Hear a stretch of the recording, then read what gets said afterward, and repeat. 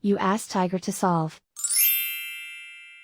This deals with linear equations with one unknown. The final result is x equals 28/3. Let's solve it step by step. Swap sides. Isolate the x. Multiply both sides by 7. Group like terms. Multiply the coefficients. Simplify the fraction. Multiply the fractions.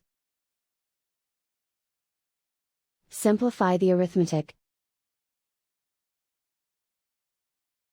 And so the final result is x equals 28/3.